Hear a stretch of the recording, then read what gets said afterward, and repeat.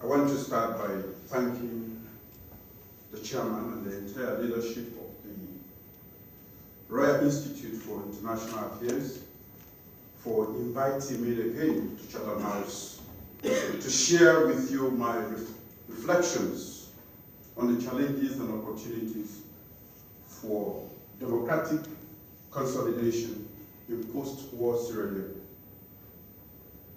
Distinguished ladies and gentlemen, for some of you who do remember, in 1986, I had the difficult task against the backdrop of an ongoing brutal civil war to organize the first democratic election in more than 20 years and peacefully handed over the baton of power to the democratically elected government at the time. More than 20 years after this historic moment, where the military supported the re-establishment of democratic governance and constitutional rule in war-torn Sierra Leone, I've had ample time now to reflect on the state and future of democracy in post-war Sierra Leone. For those of you who are familiar with developments in Sierra Leone today, or have followed events, we know that this resource-rich but badly governed country had gone through a difficult period in its political history as an independent state. The country has gone through a decade-long bloody civil war, a devastating Ebola outbreak that exposed the dysfunctional nature of the post-war healthcare delivery service and undermined development, economic growth and development. And more recently, an equally devastating mudslide that claimed the lives of more than 400 people. So, if you are a Syria pessimist and you think that Sierra Leone is a clear representation of the hopeless continent narrative of the 1990s, you can't be forgiven.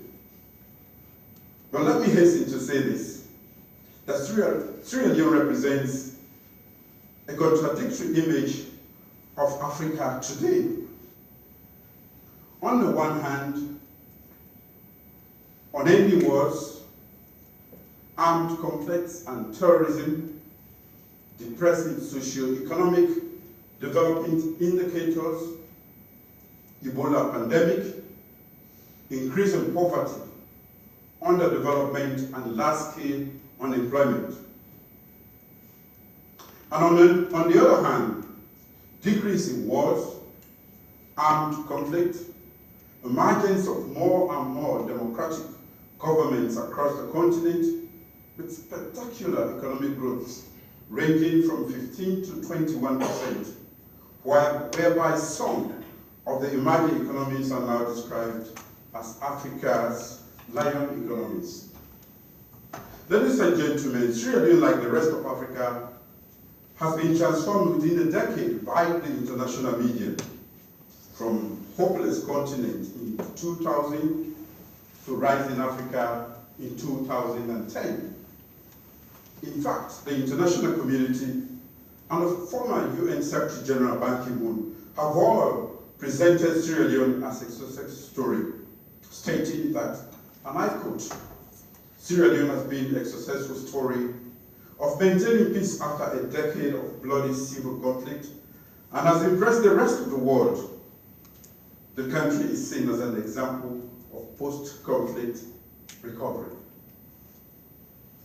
Let me stress at this point, ladies and gentlemen, there is enough evidence to justify the optimism of the international community in that with the end of the civil war in Sierra Leone, there has been some progress in consolidating post-war peace building and state reconstruction. By organizing 3 relatively free and fair democratic elections and the peaceful transfer of power by the ruling SLPP to the opposition ABC party, a rare event that we do not often see in the divisive electoral politics of Africa today. So, what are the challenges and opportunities for consolidating democracy in Sierra Leone? Ladies and gentlemen, let me be clear here. Democracy in Sierra Leone is relatively new, and in particular, the third wave of democracy building is barely 2 decades old. Sierra Leone, like the rest of Africa, is still struggling to build strong, viable, accountable, democratic institutions and a credible democratic culture that is tolerant and responsive to due process of law and guaranteed by a democratically oriented military and security agencies. Mr. Chairman, let me outline some of the key challenges that is threatening the consolidation of democracy in Sierra Leone today. My experience in government as head of state and my reflections since handing over to the democratically elected government of President Ahmed Tijan Kaba have all shown that democracy cannot be built, sustained, and consolidated on an empty stomach. In other words, poverty, illiteracy, underdevelopment, and lack of existential necessities of life, food, shelter, clothing, and healthcare are a threat to the consolidation of democracy in Sierra Leone. As the saying goes, a desperately hungry man or woman is an angry man or woman. So how can we build and consolidate democracy in the context of extreme poverty and deprivation? Let me be frank here. Democracy in Sierra Leone, as the rest of Africa, is really a metaphor for development. And here I mean development in all its forms and manifestations. The context of Sierra Leone today shows that democracy is not only in decline, but its consolidation is under threat because of bad governance and rampant corruption. Sierra Leone has been converted into one of the poorest countries in the world and the third hungriest place on earth. In Sierra Leone today, 2/3 of 7 million population live on less than $1.25 a day. 3 out of every 5 adult Sierra Leoneans cannot read and write. And life expectancy is 50 years compared to 53 in Liberia and 59 in Guinea. Most of the population either lack or has limited or no guaranteed access to services including education, healthcare, and social protection. 70% youth unemployment. The youth are unskilled and lack social mobility opportunities. Justice is not accessible to the majority of poor Sierra Leoneans and the dispossessed Sierra Leoneans too. The IMF and the World Bank have raised serious concerns recently about economic mismanagement and poor governance in Sierra Leone, and have therefore frozen multilateral funding to the current APC government until after March 2018 elections. Mr. Chairman, in the context of poverty, extreme poverty and deprivation, democracy and electoral politics is reduced to buying votes and the promotion of sectional, ethnic, and parochial interests as the only means to secure access to power and its patrimonial resources. Due to limited time, ladies and gentlemen, let me just outline one more critical challenge to consolidating democracy in Sierra Leone. Despite the international optimism for democratic consolidation in post-war Sierra Leone, what we see is a decline of democracy and the emergence of electoral autocrat. In the past 10 years, Sierra Leone has been sliding further and further into authoritarianism. It is therefore not surprised that the Global Freedom Democracy Report 2017 has ranked Sierra Leone as partly free democracy. This slide into what I call elected autocracy was manifested by the current president of Sierra Leone when he unilaterally sacked his own vice president in complete contravention of sections 50 and 51 of our national constitution. The political fallout between the current president and his vice triggered the intervention of the Supreme Court.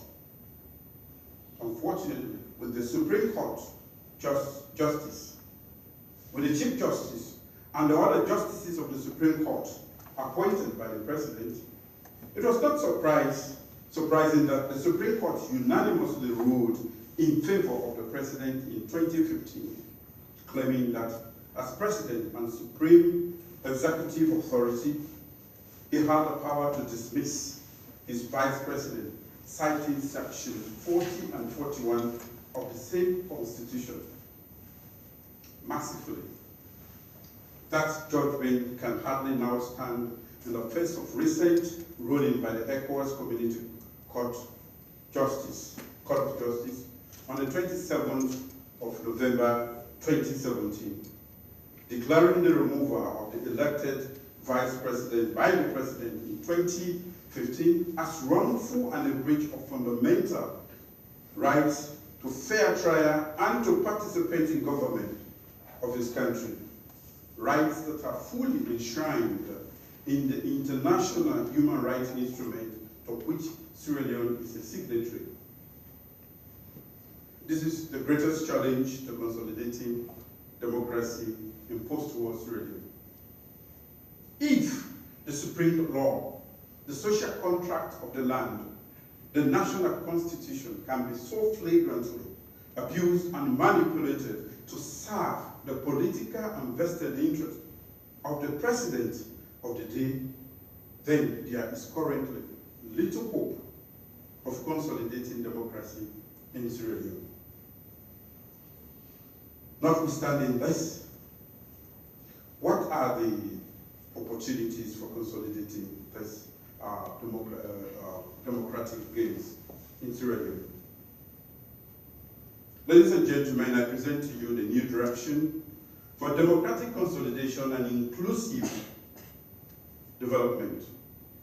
The Sierra Leone People's Party, one of Africa's oldest political parties, when elected into government, will focus on 4 key policy areas to transform Sierra Leone. And they are the economy, human capital development, infrastructure, and governance. These 4 broad policy areas are further outlined in a 12-point development and governance plan that we include, and again I will just outline these because of time, which is jobs, skills training, and jobs is equal to development, and peace for all.